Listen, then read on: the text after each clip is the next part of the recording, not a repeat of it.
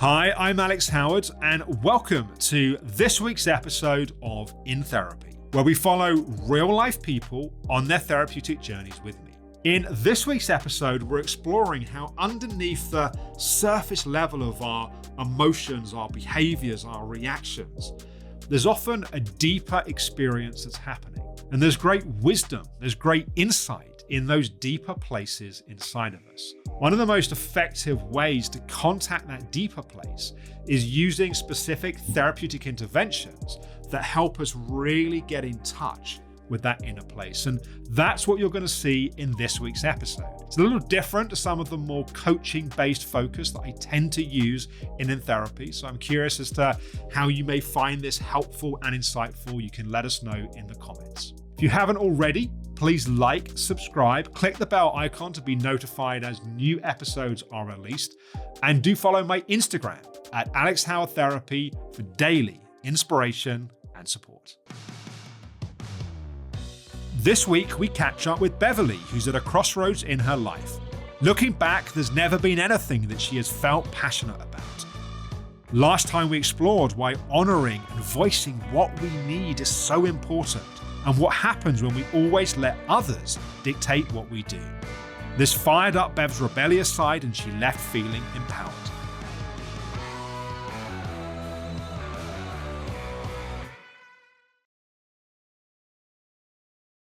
Bev, it's lovely to see you. Thank you. Good How to have you see been doing too. since last time? I'm particularly wondering, we talked a lot about boundaries, and there's that red energy.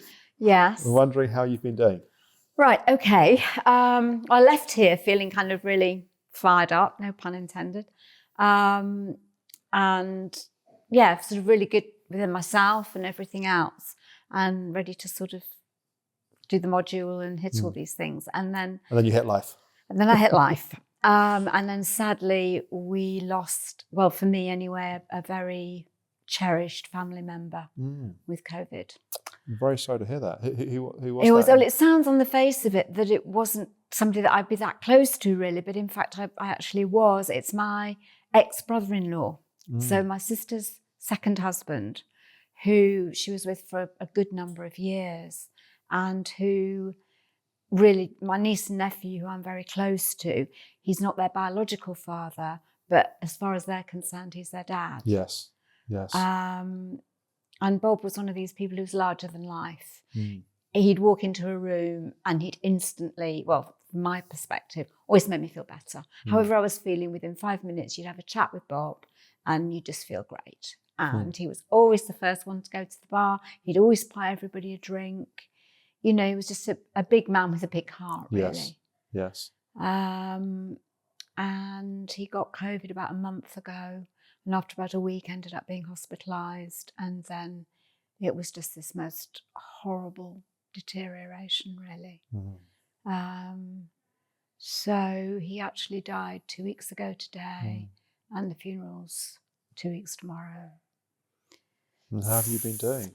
Well, bit of a roller coaster, to be honest, because I got back, as I say, with all these ideas. And then I think at that time, when I was here last time, I think he was in hospital or he'd got it, I can't remember. Right. But he was doing, actually, everybody got fingers crossed and everything that he was going to pull through. And also I think it sounds like he was quite a vibrant sort of person that people assume they're going to be okay. Yeah. And so, we were all just thinking, he'll get through this. And he's 3 years younger than me. I mean, he was 62. So that kind of really brings it home to you as well. And my niece, particularly my niece, is just devastated. I mean, both of them are. But my nephew's trying to help to organise funerals. So he's kind of being very practical.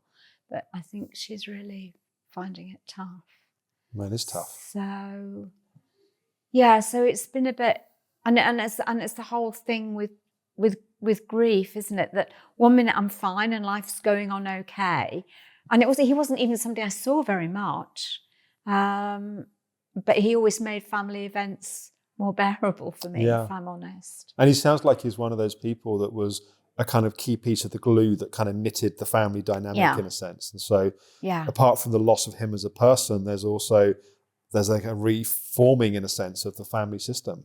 Yeah, and it was odd because I thought so crazy, and because obviously I'm going to go to the funeral, and I thought it's going to be really grim, and you know, so many people are going to be so upset, and I thought, oh, never mind, Bob will be there.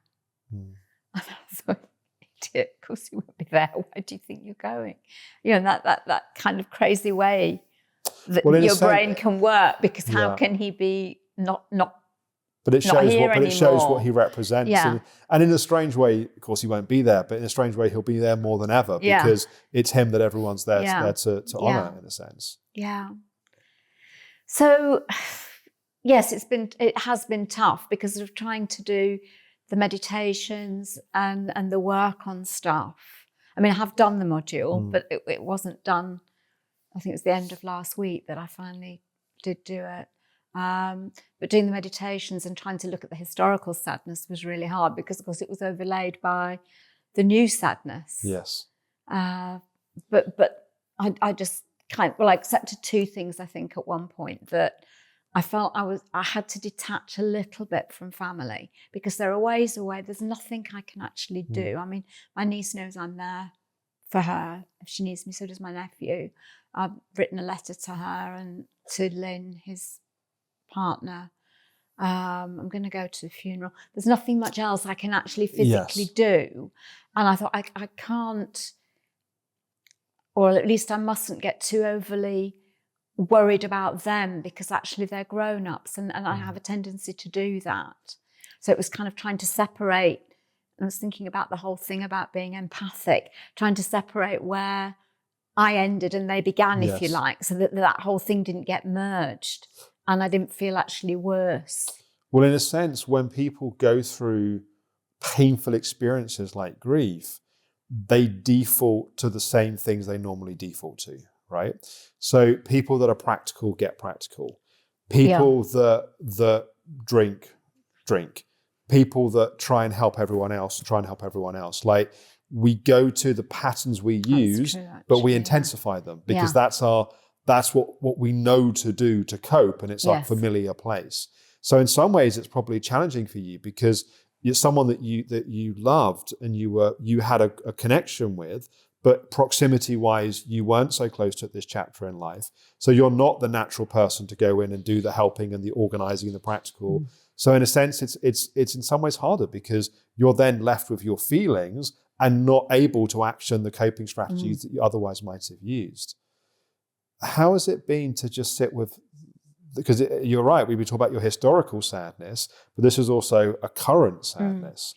I decided just to give myself a get out of jail free card in a way, and just thought, just try and cope with each day. I think what was particularly hard was when we didn't know, he was in a coma and we didn't know what was going to happen. And how long did that last for? Oh, best part of a week. Wow, that's really hard. And I did say at one point, oh, can you let me know? And I had to realise they couldn't let me know because they'd all got so much going on.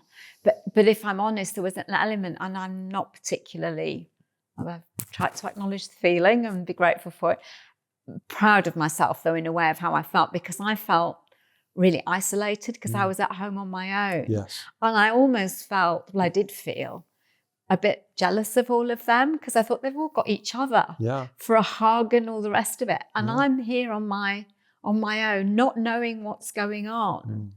And actually I think there was one particular Sunday that was actually really difficult. And I was going to do a walk just to get myself out and about. I can't remember if I went to, I think I did a much shorter walk than I was going to do. And did the usual, had a bath, tried to do a bit of meditation, just cried. I did have a drink, but not 3 bottles. But just kind of different bits and pieces to sort of just do the best I could with it for myself, really. I mean, what you're describing sounds to me like the acts of self-care. Yeah. That you thought I should go for a long walk and you didn't want to, so you didn't push yourself to. You needed to cry and you let yourself do that. You let yourself have a drink, but you didn't go to excess. I mean, it sounds to me, I think people sometimes have this idea that self-care means this very beautiful, wonderful thing, like a bit like people read autobiographies and assume they have Hollywood endings to them, and most people's lives just continue being challenging and difficult in the ways they were before, and self-care doesn't mean beautiful music and incense and a moment of deep perfection of everything. Self-care is doing the best you can to show up to what you need in that moment. And it sounds to me like you were doing that. Oh, thank you. Well, that's kind of, what I did. And then tried not to get too despairing, because I very easily can sink into the place, I'm on my own, I'm lonely, nobody cares about me. Interesting. And I knew I was doing it. And of course, there were people I could have called. Yes. Actually. And a few days afterwards, I think I had one day where about 4 people called and somebody else texted me and then I got sick of it. It was like it went completely. Oh, I'm not another person to talk to. I know you do sometimes. So I was just, in fact, before I came here, I was just reading my diary, from that time. And it was very much, I think I have to stop this. Nobody cares about me, because they do. Because the universe responds with force.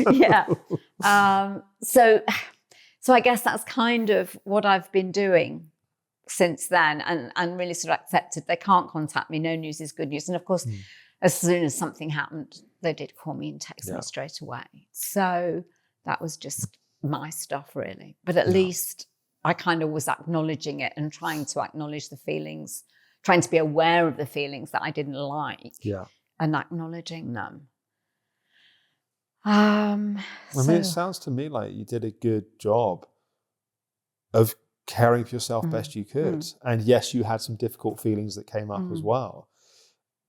Was it okay to feel the feelings of jealousy and the feelings of longing? And I think you also felt some anger. You didn't say that, but it felt a bit like that might have been there as well. Yeah, that was interesting, because I wasn't kind of acknowledging that really, but no, I wasn't, I'll be honest, initially. There was a jealousy that I was acknowledging. I wasn't really acknowledging the anger so much, although it was there, because I remember walking around the house screaming, why did you have to take the best family member in a way that you could? But that's often the way it goes. So was the anger directed at God and life, or was that anger directed at them for not keeping you updated? Or not at them for keeping that was more jealousy. There was anger at God, life, the universe, whatever, that he'd gone, and I felt before his time. But then later on, this was actually fairly recent, I think it was only last week, there's been a lot, well, not a lot, but a bit of hoo-ha about the will, because basically there wasn't one. And this has kicked up all sorts of issues, and I won't go into detail because sort of family stuff, but I was quite angry, I realised, at what was going on, sort of angry for my nephew, really. And again, I was helpless to do anything about it. And I think by that time I'd done the module, I'd gone back to doing some of the exercises, and I sort of thought, come on, you better look at this anger, because you're not really very good at doing this. So see if we can do a meditation and have a look at what's, because this anger felt a bit easier to sort of somehow deal with, because it kind of felt out there rather than being too internal. And a bit more tangible in a sense of what it was about. Exactly. Yeah. So I did a meditation and tried to do what we've done here before, which is to kind of look at what it feels like, what I'm sort of getting. And it was red, and it was a cloud, and it felt like solar plexus area, but it didn't feel dense. It felt sort of quite sort of nebulous, like a cloud. So I thought, this doesn't feel too awful to deal with. So I tried to do, I was assuming, because I don't think we'd looked at anger here, because I think I refused. I think I kind of sidetracked it. So I thought, I just obviously have to welcome it, thank it for being there, and do all the stuff that we do with all the other emotions. And it started to basically disappear, which was kind of really exciting. So it disappeared, or it changed? It disappeared. It kind of, because it wasn't so much internal. It was a little bit internal, but a little bit out sort of in my aura, I suppose, if you look at things in that way. So it sort of moved off.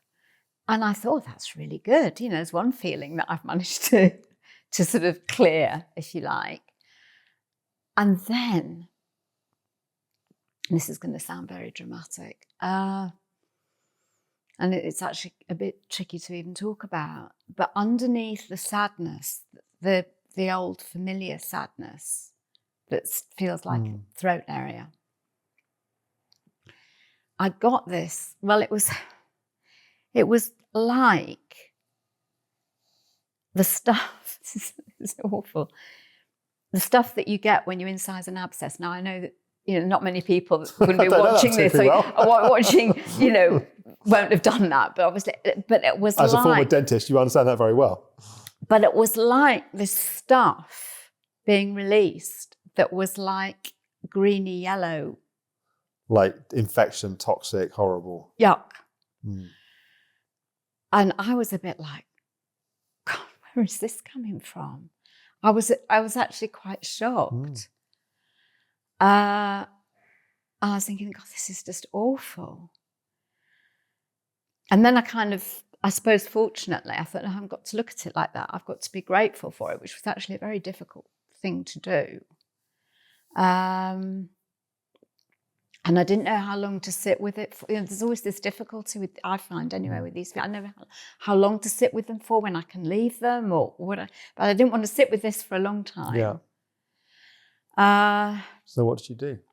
I thanked it, welcomed it.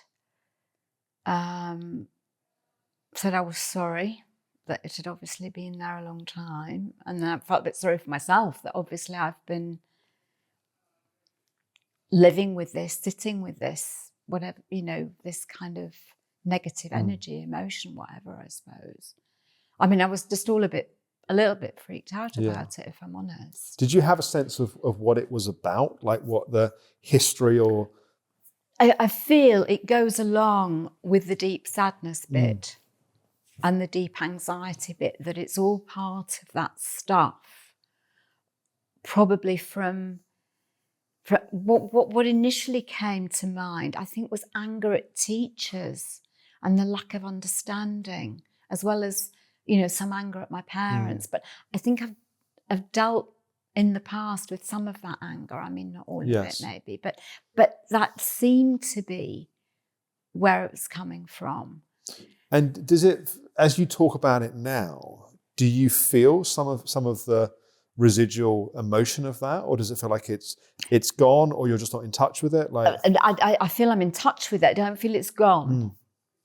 I feel it's a bit like this deep sadness, because that although I keep working with that, it seems to get slightly better at times, and then it's very much 3 steps forward and 2 back with it. Yes.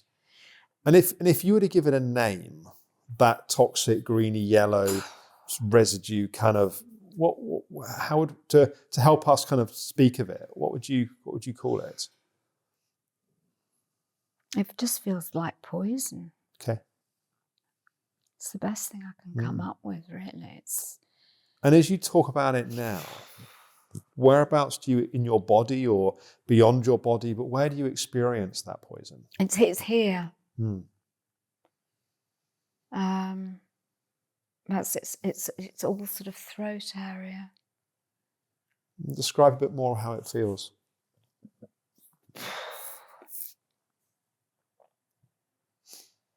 It just feels like it's sort of oozing almost from this area. That's how it sort of like feels. A kind of oozing poison feeling. Yeah. Yeah. It's not easy to talk about. Yeah. Are you happy for us to work with it a little bit? I think so. Because it feels like this part of you, it clearly, it's coming up and communicating because it has something that needs to be explored, right? And it's the fact that you use that analogy of it being like what you find in an abscess, it's clearly been there a long time. Yeah. Like it's been building and sort of festering and sort of, unattended to and sort of unsupported in a sense. Yeah. Yes, absolutely. And clearly it's trying to get something for you that's positive. We don't know what it is at this point, No. but like it's a part of you ultimately. Yes, and that's what is kind of quite tough to take on board, actually. Because it's not something that I want to embrace, really. It's something I want to just, go. But of course, the more you try and push it away, I know. Yes. and to have this kind of level of intensity within it, it also must have potentials and power and strength within it. We don't fully understand that yet. Thank you for that. But it's by definition of being a part of you, it ultimately has your interests.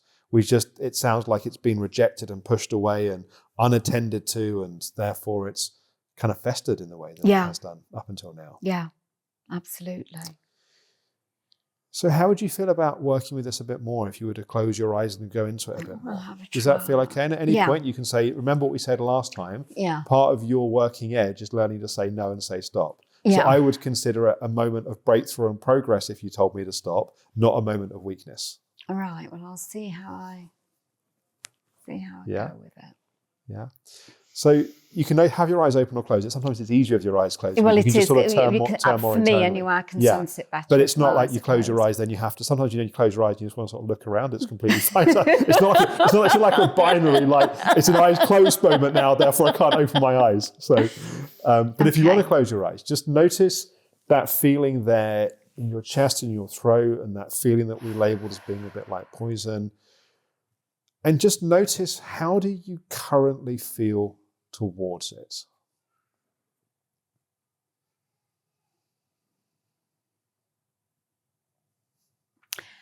I feel more particularly after what you've said.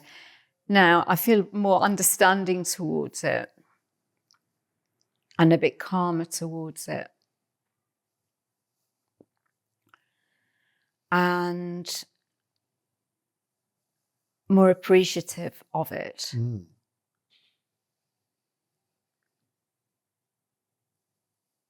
Still finding it hard to maybe accept it. Yes. So we don't yet know fully what it is that it's trying to do for you or get for you, but we do know this is a part of you which has taken on a burden and has had to hold on to this feeling for a long time.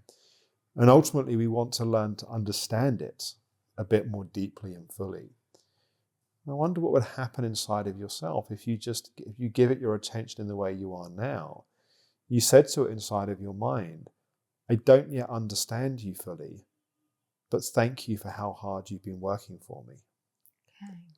And just notice as you do that now, how it responds, what happens as you do that.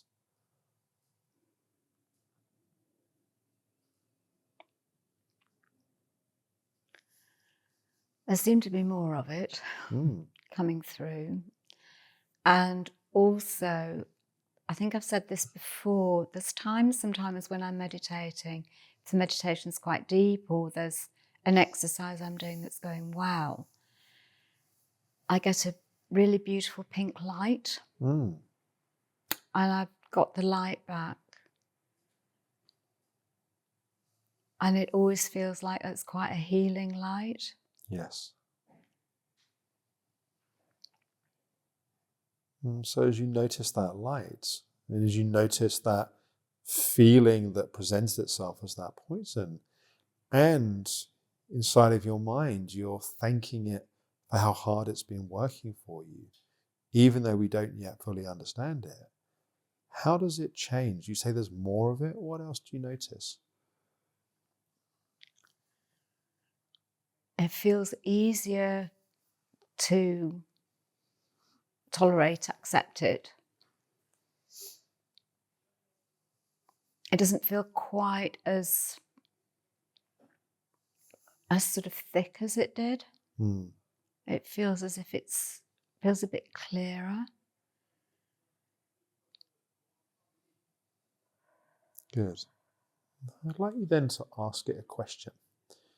And it's a question that it's not so much about knowing a right or wrong or intellectual answer. It's just to see what the answer is that comes from this part inside of you. I'd like to ask it, through doing what it's been doing up until now, what's it been trying to get for you that's positive? What's it been trying to get for you that's positive through doing what it's been doing?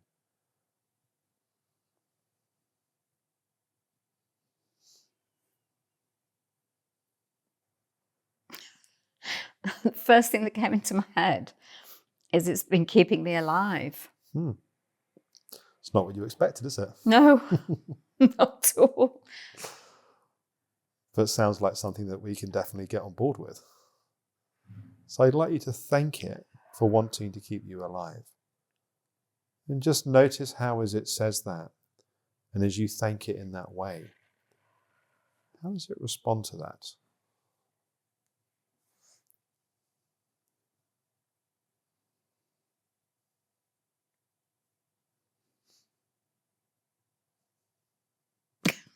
This is the sort of thing I would say. So I don't know whether this is just my head taking over. It just said, you're welcome. You're welcome, yeah. Okay, good. Good. So then I'd like you to ask it, through keeping you alive, what's it helping you experience which is even more important than that? I'm just making a few notes on my phone of what you're saying as we go, in case you wonder. So, wants to keep you alive. Through keeping you alive, what can you then experience which is even more important than that? A fuller life is what the first thing I got. So you can experience a fuller life. I'd like you to really acknowledge it and thank it for wanting you to experience a fuller life. And as you thank it for wanting that for you, notice how does it change now? Feels a lighter colour. Doesn't feel quite so dark. And how does that change how you feel towards it? It's easier to accept it. Yeah, good. So I'd like you to ask it again. And each time we ask the question, we're discovering more. It's not about having right or wrong answers. It's about having depth of insight through being able to have a fuller life, being able to really be alive in your life. When you have that fuller life, what can you then experience which is even more important than that?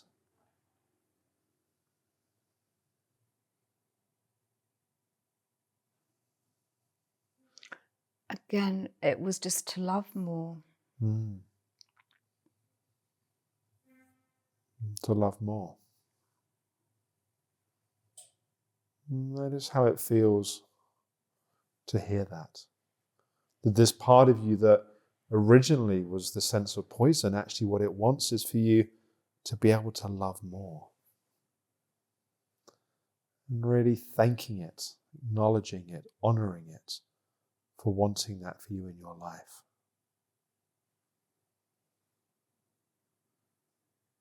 And then recognizing if you can love more, you can really give to experience, to feel love in that way in your life. If you've already got that completely and fully, asking this part of you what you can then experience, which is even more important than that.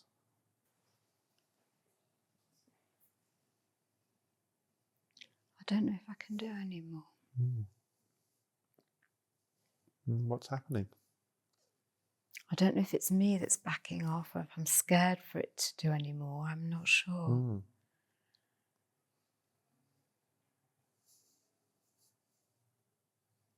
Well, what are you feeling in this moment? Feeling a bit scared of what it might say. Almost that it could be something I really want, but it's not really possible. Does that make sense? Yeah, there's almost like there's another part of you which says, well, it might be something that you really want, but you might not be able to have it, and that would be too painful. Yeah.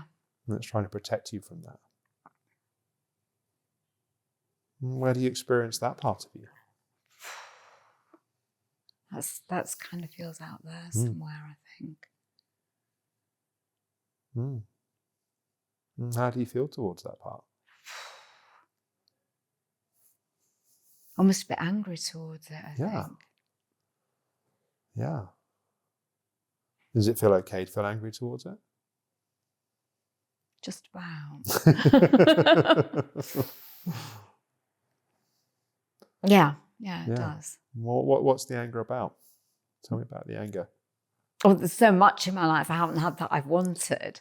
And now I might be on the brink of something. Yeah. And being stalked again. Yeah. Can you see how that part of you is trying to protect you? Yeah. Yeah. And I wonder, that part of you, it's trying to protect you, but what it really, I think, wants is for you to get what you want. But it's fearful of the pain that fearful of yes, you do, but then it might not be right, or there might be loss, or there could be, that you get what you want and be happy for a little bit, and then it'll all go tits up. Yeah. Wonder how that part of you would feel about having a different job. That rather than sort of holding you back, right, that actually it could become the custodian of making sure that you do get what you want. That it could use its energy to really do everything it can to help make that happen. I mean, that feels a lot, logically, that feels a lot better.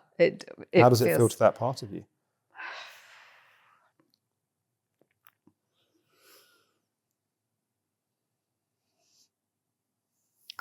That feels a bit tricky. It feels a bit... Not sure. Maybe not, kind of thing. Yeah. How do you feel about talking to that part of you? Like we have been with this other part. A bit bonkers, but then it's all a bit bonkers, isn't it, really? But I think the more bonkers we go, the more sane we become. There you go. I used to always say that it's only by being bonkers that I am sane. Yeah. I mean, we all have these different parts of us that are in conflict in different ways and want different things, and that hijack us and block us. And the challenge is that they're all ultimately there in our interest, but they're fragmented and they're disconnected, and they're fighting each other rather than working together. And really what we're doing here is exploring some of these different parts and trying to get them working in alignment. But what I'm hearing, that part of you that's sort of saying the danger is that you might not get it, is actually a deep longing for getting what you want. The problem is that if it stops you even trying, or stops you even discovering what it is that you want, then it's like you're rejecting yourself before anyone else gets a chance. You're guaranteeing you won't get what you want. Yeah, but I suppose that's just been the place I've functioned from for a very, very long time. Sort of not taking risks, not trying so far, but then coming back in again. See, the truth is, to truly feel love in our lives, for example, we have to be willing to risk loss and hurt. Because to feel love, we have to risk the loss of that love. Yes. And that's something I know here. But obviously it's not there. And that's exactly what we're working on. Where the block is. Right. And that's exactly what we're working on. That it's not just knowing it in here. It's knowing it in here, as an integrated way of being. So if you turn your attention back to that part of you that's in your left hand, that's clearly waving to us, and kind of... Okay. How do you feel, just having given a bit more perspective to it, how do you feel? Because you seem a bit lighter towards it now. Yeah. Yeah? It's an interesting kind of movement. So do you feel comfortable to close your eyes for a little bit? And just turn your attention towards your left hand and just notice it. And that part of you might take the form of an object or a person or something else that can easily communicate. But as you see your left hand there now, as it begins to take form in a way that we can understand, what do you see? Just a bit cloudy, really, a bit like a grey cloud, I suppose. It's difficult to get a picture of it. It's not terribly clear. Yeah, so it's like a grey cloud. And how do you feel about thanking that grey cloud for how hard it's been working for you? It seems like quite a powerful part of you. Yeah. And does it feel okay to thank it and to acknowledge it? Yeah. Okay, good. So just let yourself do that in whatever way feels right for you. But noticing that part of you, noticing that kind of grey cloud and how it responds as you really recognize it and acknowledge it. How does it change as you do that now? Again, becomes a bit lighter, not quite so dense. Good. It becomes lighter, not so dense. And how do you feel towards it? Almost, it seems great, I could almost laugh and think, oh, for God's sake. It's almost a bit like, for God's sake, give it a rest. How long have you been doing this for? Well, it's been a long old battle by the sounds of it. I wonder what happens if you ask it. What does it want for you that's positive through doing what it's been doing? What does it say? Keep me happy, keep me safe. Yeah, it's keep you happy, keep you safe. So I want you to really thank it for wanting that for you to be happy, for you to be safe. And then as you thank it in that way, I'd like you to ask it again, through being happy, through being safe. What can you then experience, which is even more important than that? Closer relationships with people. Closer relationships. So just thank it for wanting that for you. It wants to have closer relationships.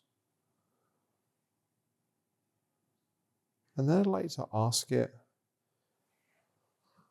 if you already had those closer relationships, if they were just like a given in your life that you had that closeness, what could you then experience as a result of those closer relationships that's even more important?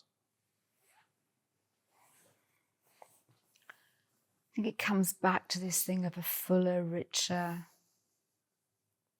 life. Yeah. You'd have a fuller, richer life. Isn't it interesting how this part of you actually wants the same as these other parts of you?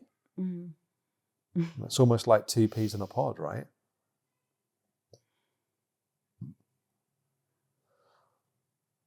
I wonder how this part of you in your left hand would feel about working together with this part of you that was that feeling of poison, to work together to ensure that you have that fuller life.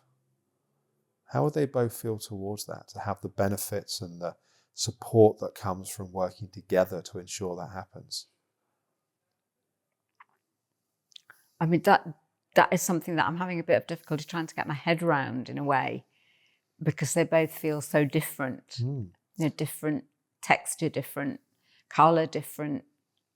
But I think it's less about understanding it in your cognitive mind. Yeah, which is what I'm trying and more to do. about, like what's the felt sense of how do they feel? It's a tricky one. Let's try. So just ask them, how does that part of you there in your left hand and that part of you that's there in your chest, that both want you to have that fuller life, how do they feel about working together to ensure that happens?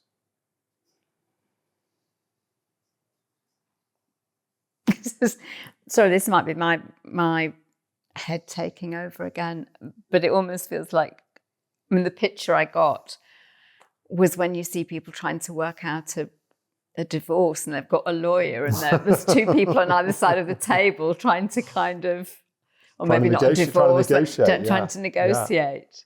Yeah. You know, it says I was going to say it's not litigation, is it mitigation? Anyway, mediation. Mediation, that's anyway on the name. Yeah. It almost feels like that. But you see, here's the thing, there is enormous wisdom in your unconscious. So many of the amazing things that happen in our lives we don't do consciously. There's an unconscious miracle in every moment, in a sense, that's happening. And these parts of you know how to work together. You don't need to mediate them and figure them out. And it's like, it's actually about surrendering to and trusting that as there's greater integration and wholeness, the new ways of doing things arise from that, not from you trying to organize it in your head. And for me, that is the challenge of, because I've intellectualized everything so much over my life, I know that. So for me, for my head to let go of that and just let these pieces do their own thing, if you like, is a challenge. So what do they want to do? Because my sense is they want to work together. But I'm sure they, yes, I'm sure they do. So let's find out. Let's talk to them. So close your eyes again and just notice that part of you there in your left hand and that part of you there in your chest. And allow them to turn towards each other, almost like two old friends that haven't seen each other in this way in a long time. And each of them seeing the potential and the benefits and the gifts they each have to offer.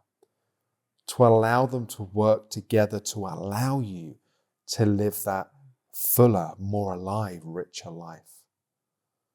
And how do they feel then about working together to support you living your life in that new way?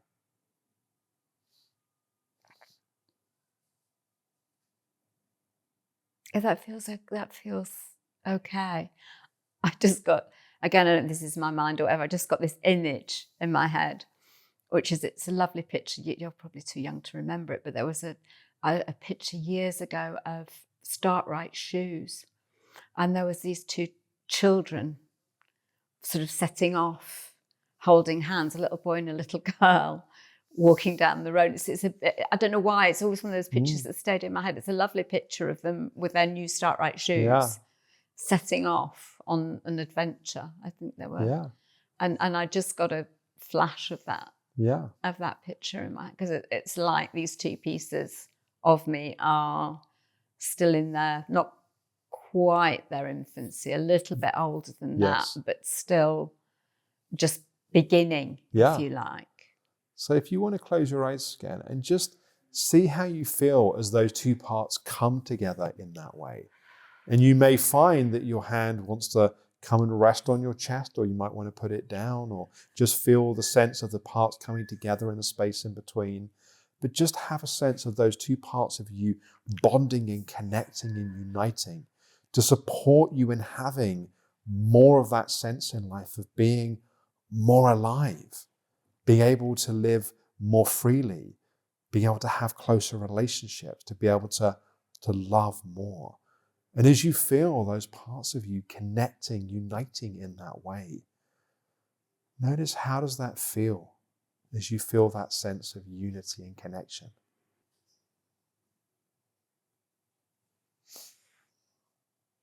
It actually feels very good. Yeah. And allow those parts of you to notice that when you are able to love more, when you have that fuller, richer life, you can have then closer relationships. You can keep alive that feeling that was poison transforms into something completely different. That part of you that appeared like it was trying to block what was happening actually becomes the custodian of change and transformation. And how does it feel as you notice how things can be different in that way? That feels really good, actually. Yeah. I'd like you to, inside of yourself, ask each of these parts of you how old they are. They may be younger parts of you. But what answer do you get when you ask them, how old are they?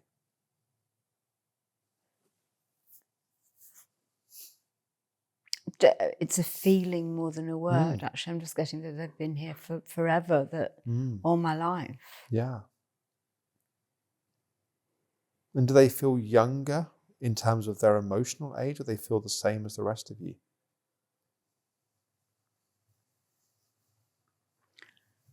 That's difficult too. I don't know how much my head's coming into this, actually. What do you notice? It doesn't really matter where the answer comes from.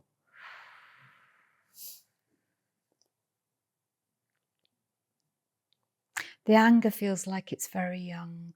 Yeah. Very raw, very, child. Yeah. So I'd like you to... that poisonous yes. bit, sorry. Yeah. The other bit feels older. Yeah. I would say. So I'd like you to ask them both at the same time if they'd like to have the benefits that come from growing up to your current age. And they can keep the wonder and the power and the joy of you at different ages, but really lining up with the rest of you now, how they feel about doing that.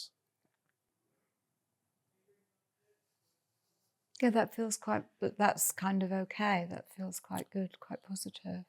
Good. So have the sense of just allowing them to, in their own way, grow up, bringing in more of the capacities, the insights, perspective that comes as you feel them developing and growing up in that way. And just notice, how does that then feel in your body?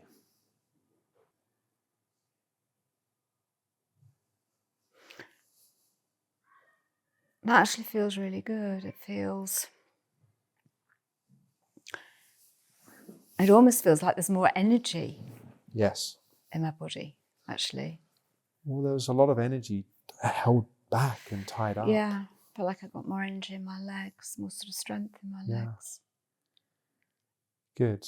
And then just, are those parts of you still just mainly in your chest, or do they feel fully expanded to the rest of your body? Can't say they feel fully expanded. They don't feel as the energy that was in my left hand feels much more. It's within me. Yes.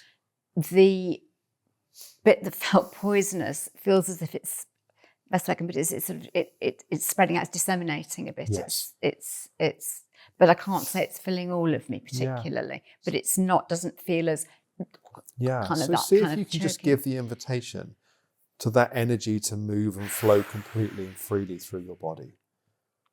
That feeling of feeling alive, that feeling of connection and coming together and all the positive and goodness that comes from this new integration and way of being. Just allow it to spread down your arms, down your legs, through the crown of your head, through the base of your spine. Just allow those parts of you to become integrated into the whole of you. And just notice how you feel as you do that.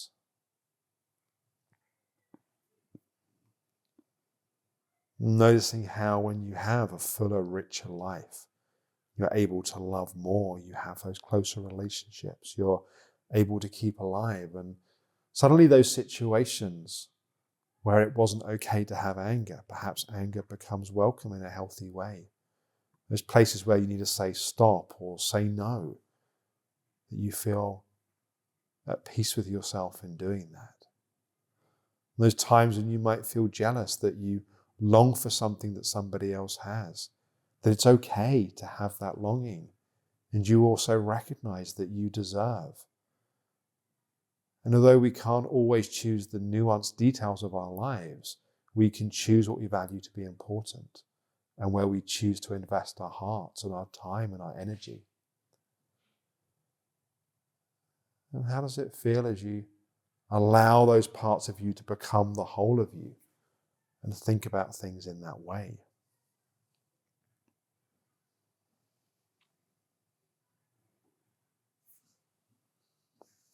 That feels quite magical, actually. That feels...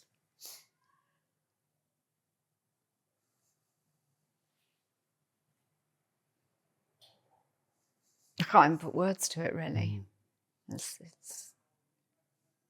So you don't need to put words to it, just notice how it feels and imagine going a few days and a few weeks and a few months into the future with this new way of being with yourself, this new way of being in the world, of allowing all of these different parts of you to be alive, to be free, to be true, to say no, to have boundaries, to say stop, to say I want, to have longing, and to be able to live your truth and your values. And just notice yourself finding life becomes easier in that way. As you notice those changes spreading a few weeks, a few months, going a few years and going longer into the future. And we can't know the events of our lives, but we can know the place from which we choose to meet those events. And knowing you have a conscious mind and you also have your unconscious now learning many, many things about how to be more integrated, more whole, more at peace and harmony with yourself in the world. And then in your own time, when you're ready, you can allow yourself to open your eyes and just come back a bit more into the room.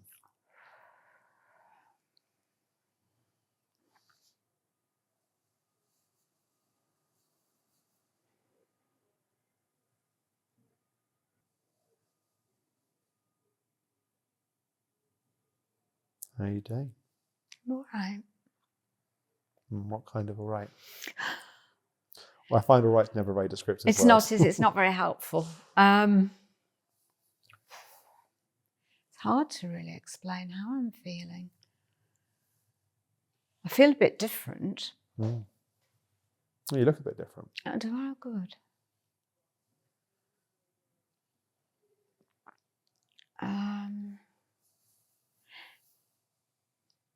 It's a bit like I've got new skin or, a new, kind of new, but kind of what was there already. But I'm not quite sure what to do with it all yet at the minute. It feels a bit fledgling. Maybe you've shed some skin. Maybe you've shed some armour or some ways of hiding of yourself. Yes. And there's a sort of slightly more vulnerable and sort of sensitive, but also more real skin that's being shown to the world. It's hard at the moment just to get a handle on it because I do feel different, but I can't really explain it. I can't put it into words. Yeah, and it doesn't need sort of cognitive answering. Which is what I will always try to do. Yeah, it's more about discovering how things are different as you meet things from this place. And you know, I like to work in different ways, and sometimes we work in a very logical, rational perspective understanding. And other times we work in more unconscious, more intuitive ways that have a different impact and different way of changing things. No, I mean, as I look forward to seeing what does come up from this, because I have at moments felt different from discovering red, if you like, last time. Yeah. There's been moments of using that energy, sort of that capsule of energy. So it would be interesting to see how she all integrates with all these other bits, I guess. Yeah. Good. What questions, if any, do you have? Yeah, what were the questions I should ask these? Because it was really helpful what was it trying to tell me? Yeah, it's basically what's this part trying to get for you that's positive. Okay. Yeah, it's really what we're exploring is the positive intentions behind the parts. Right, okay. And how's it trying to do that and what would it, okay. Yeah. Just to sort of try. I need to do that again. Okay, thank Good. you. All right, good to see you, Bev. And you. I hope you found this week's episode helpful. You know, I think it's such an important point that we were exploring with Bev today. So much of what we do is an attempt to try and achieve, to try and reach, to try and get to a certain feeling. But those feelings, those states, they exist inside of us. They're states of being. They're inherent to the fabric of who we truly are in our hearts, in our souls, in our essence. And they're not dependent upon certain things having to happen or not to happen. And that realization in of itself can be truly transformational. If you'd like to experiment with what I was doing with Bev today, you can ask yourself the same question. Through doing this thing or through having this feeling or through rejecting this experience, what am I trying to experience, which is even more important than that? And then when you get your answer, you just ask the same question again. And what we often find is that it's a journey from this more, I need to do this to get that, to these states of being, these inherent states that already exist inside of us. I'd love to hear your reflections, your experience in the comments below this week's video. And in next week's episode, we're going to be catching up with Al. I look forward to seeing you then.